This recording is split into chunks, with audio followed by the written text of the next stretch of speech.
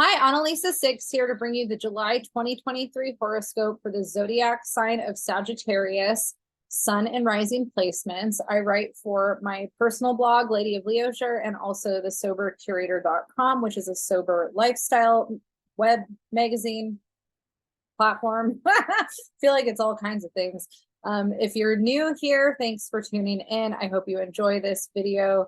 I share a lot of my own anecdotal experiences when it comes to the Sagittarius horoscope because I am Sagittarius rising. So if you are unfamiliar with horoscopes, they're actually calculated as a rising placement, even though they're still accurate for sun placements as well. So that's why we often tell you as astrologers when you're looking at your horoscope to look at your sun and rising. If you don't know what your rising sign is, you can go to a program like Time Passages or astro.com, type in your birth info. You'll need your birth date, your exact time and location of birth in order to calculate the rising sign. Oftentimes it's called the ascendant. And so wherever the sign is on the ascendant is the rising sign. All right, let's get into it. I am excited to see what's in store for us Sag dominant people. All right, so we start out July in Cancer season as always, but one of the things that makes this July 1st date a little extra special is that we have what is called a cazimi happening today. And a cazimi is when the sun is in a conjunction with a planet, and the sun is conjunct Mercury starting out July. So Mercury is the planet of communication, and it's also in Cancer with the sun. And when the energy Cancer is kind of highlighted in this way, we are a little bit more open emotionally. Cancer is the cardinal water energy that's tied to our ancestral lineage, our home, our family, the mother, how we nurture things, how we nurture others, how we nurture ourselves. It's more kind of a vulnerable emotional energy. And it can be intense, you know, it can feel like a lot of feelings all at once. And I definitely have been very emotional and sensitive, and the sad girl archetype is definitely me. I'm a Pisces moon, and I also have a lot of energy in Cancer. And so I think that's kind of where I blame my perpetual sad girl energy. So I personally, during Cancer season, have been feeling, you know, a little extra down in the dumps in that way. I don't know about you, Sagittarius, other Sagittarius people, but I'd be curious to hear if other Sag sun, Sag rising people have been feeling a little sensitive during Cancer season. But where this cazimi is hitting in the Sagittarius horoscope chart is the area that has to do with sex, death, rebirth, marriage, and shared resources. And so, you know, having the sun here, it highlights all of these themes. It's not necessarily in a negative way. The sun just brings energy and awareness and vitality to these areas. But if we do have trauma around those themes that we're working through, or identity things we're working through around those things can come up for us. And Mercury is the planet of communication, so we tend to need to talk about that stuff. And so if we've been feeling a need to talk about, you know, some of these deeper themes around life, death, sex, shared resources, you know, all of those things, that's definitely highlighted.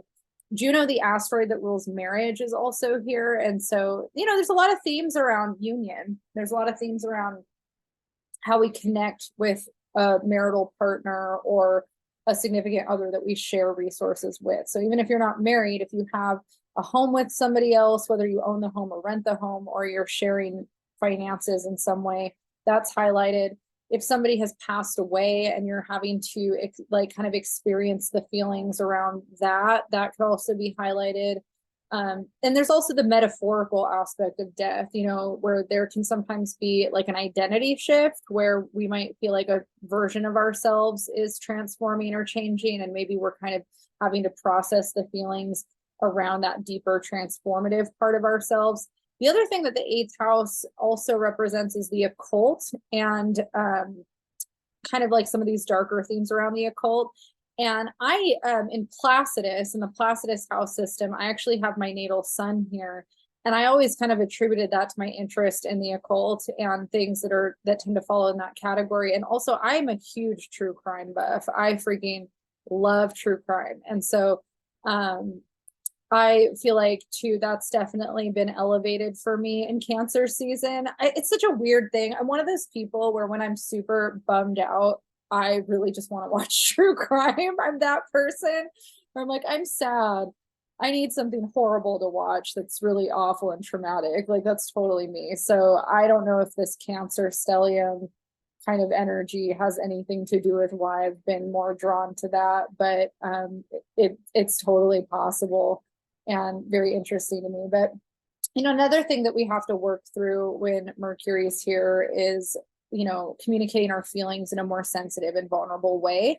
And so Sagittarius, is a fire sign. It's mutable fire, and it can be very hot and reactive. And I think most Sagittarius people that I have been close with, and even in myself, we're very into joking and laughing and not taking things overtly serious until we're not. It can kind of be like a switch that flips where ha ha ha ha ha, and then all of a sudden it's like not today. So I think that one of the things that's like fire dominant people have to work on is having more sensitive communication, learning how to communicate more of when you're feeling those things so that other people know not to trigger you, because it's one of those things where Sag is really good at dishing it, and I think Sag can be really good at taking it, but Sag isn't always good at communicating when it's that day where you don't want to take it, So I think that's something that Sag dominant people do typically have to work on, being like, hey, I know normally I'm really good at laughing and flipping shit, but not today. Cancer allows for us to learn how to be more vulnerable, and Mercury in Cancer allows for us to be more vulnerable in how we communicate our needs to our partners and other people in this particular area of the chart. So that's also a big theme. We also start out the month with Venus and Mars, Pallas Athena, and Lilith all in Leo. And Leo and Sagittarius make what's called a trine to each other, which is an easy flow of energy. Leo and Sagittarius are two peas in a pod, fire likes fire. And so this energy is really positive for Sagittarius dominant people in the sense that, it kind of ignites passion for things, passion for life, and can bring more enthusiasm and positivity into things. Of course, that's something that we have to engage with and choose, right? Like we have to actively choose to engage with life in more of an optimistic, positive way in order to really channel that energy. If we're kind of leaning more into this sad girl Cancer energy, we might not really be utilizing what's accessible to us in the Leo sense. The area that the Leo stellium is hitting for the Sag horoscope is the area that has to do with values and belief systems, spirituality, and also our desire for long distance travel and exploration and wanderlust. And just as a Sag rising person myself, I would say that this really resonates for me when it comes to the values and belief systems at parts, and also kind of this restlessness. Like we have Mars here, which kind of can put some restlessness into the mix, and Venus here also kind of really needing to like have this romantic experience with life and with, the parts of life that ignite more interest or passion. And so if life has been feeling really monotonous and mundane and dull, you might lean more into feeling depressed because you're not actually engaging with the energy in a way that expands you the way that you feel a desire to be expanded. And for me, anecdotally, the values and belief systems part, I'm really in a reflection period on whether or not the things I've invested so much time and money into are still in alignment with me. Part of me is kind of like, let's move on and do something different, and not that I don't still enjoy all those things, but just that, it feels, for Sag, we get bored easily. Like it feels kind of like been there, done that, what's next, and so there's some of that energy here hitting this ninth house area. This is also the house that Sag traditionally rules. And so it's really easy for us to get bored and feel stagnant and need something new to ignite that passion again. And so while Leo season is happening, while this Leo energy is happening prior to Leo season, we might be in this place of asking ourselves these questions, like what is the meaning of my life? What am I going to do with my life? What ignites me? What drives me? What makes me excited? How do I want to spend my time? Like those are big themes. And maybe you need to get out of town. Maybe you need to go just travel for a bit and then come back to your mundane life. So that's a big theme. July 3rd, we have a new moon happening at 11 degrees of, I'm sorry, I'm saying this all wrong. We have a full moon happening at 11 degrees of Capricorn. And that actually highlights the area of Sagittarius that is financial. So if you have plans with your money and, you know, shared resources, self-worth, all of those things coming up, this is a great time to set intentions towards financial goals or financial strategies or plans that you want to move towards in the coming month. On July 10th, Mercury is going to be leaving Cancer and entering Leo and hitting that place that I just got done talking about when it comes to that desire to expand, wanderlust, travel. And so this is actually a really positive time too. If you've been thinking on taking an educational program that expands your knowledge or awareness in some way, that's really supported. Also, if you are thinking of taking a trip and getting out of the mundane, Mercury here is also supporting that. Mercury is going to be in Leo until the end of July, until the 28th. So that's a really good time to get out of town or go do something, you know, out of the ordinary. I think it's really positive for Sagittarius to get out of mundane monotony in July. We need to be feeding our souls in some expansive way. Mars, let's see here. Mars on the same day that Mercury is entering Leo, we're going to have Mars entering Virgo. And this is actually the area of the chart that has to do with career for Sagittarius. And Mars here really ramps up drive, ambition, determination, and problem solving, but it also brings in tension and conflict. So there, and you know, Virgo squares Sagittarius, it's mutable energy squaring. So there might be some conflict at work and some challenges that we have to overcome. And that might be something that's frustrating, but thankfully Mars does pretty well in Virgo when it comes to strategic problem solving. And so hopefully you find some good ways to mitigate some of that stuff that you're currently up against at work. And Mars is going to be there for the rest of July and way into August. So you have a lot of opportunity to get comfy with that frequency of energy. After that, on July 17th, we're going to have a new moon hitting at 11 degrees of Cancer. And that's happening in that area that we started out talking about at the beginning of the month. So, you know, sex, death, rebirth, the occult, true crime, marriage, shared resources. And the new moon is all about setting intentions. So what are things within those themes that you want to set intentions towards? Are you working on healing some stuff around your sexuality? Are you working on, you know, your marriage and how you communicate in your marriage, or how you connect romantically with your partner? You could set intentions around that. Is there some kind of birth or death that you're getting used to, you know, new life or a life passing away that you're still working through, and maybe setting intentions towards the next phase of that part of your life is a theme. Do you want to watch more true crime or less true crime? Set intentions around that. Also finances, again, you know, shared resources with finances. Like if you're thinking of refinancing something, or, you know, paying off some debt, or taking out a loan, or buying a house, or selling a house. Not necessarily saying this is the time to do those things, but this could be the time where you start setting intentions around the idea, the vision, the dream of doing those things. We have a lot of energy in Leo, and we have Saturn and Neptune in Pisces, and those energies throughout the month are going to be making hard aspects to each other. I talk about it more in the July 2023 forecast. And so there's a lot of potential for us to dream and vision a future or an opportunity that we want to manifest into our life, not necessarily making the actions towards it yet. That's more of kind of an end of the month thing. But, you know, with the retrogrades happening, like those actions we're taking are going to we're going to have to be mutable to things changing and not necessarily going the way we thought they were going to go. So that's something that will be happening more and more as the summer progresses, if that makes sense. I hope what I said made sense. Let's see here. So we're talking about July 17th with that new moon. The other thing that's happening is the nodal axis is moving out of Taurus and Scorpio and into Aries and Libra, where it's going to be for a while. And so where the North Node has been in the house of health, and it's moving into the area that has to do with self-expression and creativity for the next year and a half. And so that's something that you'll be reflecting more on, is kind of like, who am I in terms of how I express myself creatively? What's my relationship to creativity? What's my relationship to romance and joy? And how do I find passion for life? So if you've been feeling like you are trying to work on having more creative energy and more of a passion for life, that is a huge theme, you know, in July for sure. And that definitely resonates for me on a personal level.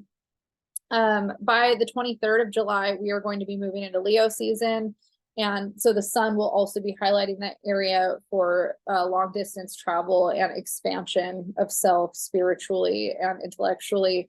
And so again, you know, we might be more inclined to want to escape mundane reality and get out and, you know, do things. If you're not able to like physically go somewhere, the other way to really feed this desire is through the mind and through learning and education and growing spiritually. So developing a spiritual practice, those types of things. The same day that the sun enters Leo, we're going to have Venus stationing retrograde at 28 degrees of Leo, and Venus is going to be retrograde for the rest of August. So all of like the whole last part of July from the 23rd on, and then all of August, and then into September, the beginning of September. So we have Venus in Leo until October, and Venus is going to be retrograde for a while. So again, like this area that has to do with values and belief systems and this kind of desire to expand and grow and explore. Venus retrograde here is really going to be bringing up those themes for us and whether or not we're living a life that we are in alignment with. And so if we are feeling trapped or we're feeling stuck or we're feeling like it's time to grow and evolve, like that is supported, it is going to happen. We need to kind of shift some of the inner dialogue potentially of what's happening. And because it's trining, you know, the Sag energy, it's like our sense of self needs to grow and expand, you know? So I personally am relating a lot to this, and definitely like I've been in that place for sure. And I am going on a trip in August. And so I feel like it's going to be really good for me to have this retrograde energy while I'm reflecting on these things. And hopefully my, you know, trip and kind of breaking out of some of my own mundane routine will help me have more reverence for my life the way it is right now, but also maybe help me gain some perspective on things I could be doing more every day that brings more joy into my life. So I'll be interested to see how that impacts other Sagittarius people. Always feel free, like if you're watching this video and you like it and it's making you think of anything, feel free to let me know in the comments what you've been going through or experiencing if you want. 'Cause I'm always curious about how this stuff is affecting other Sag dominant people, other people. Like when I'm sharing these things from my perspective, I'm always curious what other people's perspectives are and how it's happening in their lives too. We have a Sagittarius moon today too, so it's kind of interesting for me to be talking about this stuff for Sag while the moon is in Sag. A